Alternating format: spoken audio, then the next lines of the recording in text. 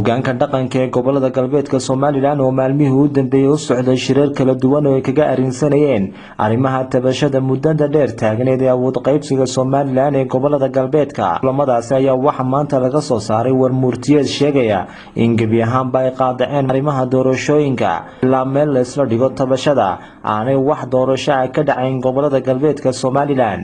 warmurtiyeedkan ayaa waxa halkaasi ka akhriyay Suldaan Ibraahim Jaamac Samatar oo kamid ah hogaanka dhaqanka ee gobolada galbeedka Soomaaliland. Ogaamadi kow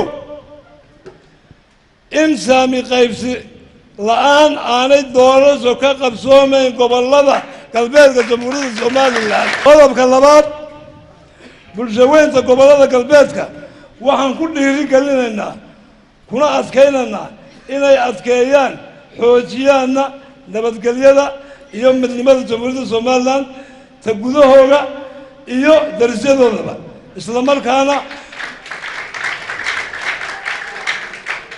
markaana xuquuqdooda u soo bandhigaan si aan curfi iyo amni darro toona lahayn.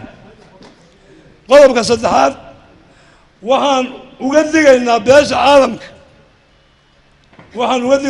caalamka iyo daneeyayaasha Jamhuuriyadda Soomaaliland ka taageera doorashooyinka in ay kharash ku bixiyaan oo ay cid gaar ah ku gacan siiyaan meel marinta barnaamij doorasho oo aan heshiis lagu ahayn.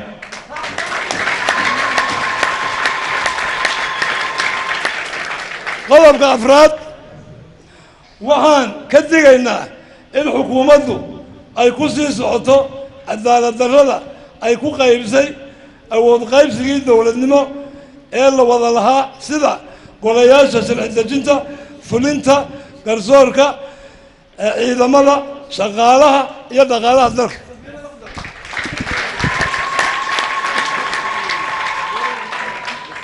warmurtiyeedkeenu intaasuu ku soo gabagaboonayaa. waa Jamaal Cumar Tubeec, telefishinka Badda Cas 24 TV, magaalada Boorama. markasta meel kasta iyo waqti kasta Badda Cas 24 TV kala soco wararkii u dambeeyay ee Soomaalida iyo caalamkaba isla xilliga ay dhacayaan.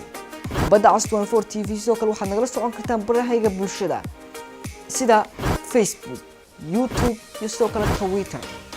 si aad u noqoto qofka ugu horeeya ee daawada muuqaaladeeda aan soo galno fadlan subscribe saar gambalaalka riix barteeda YouTube.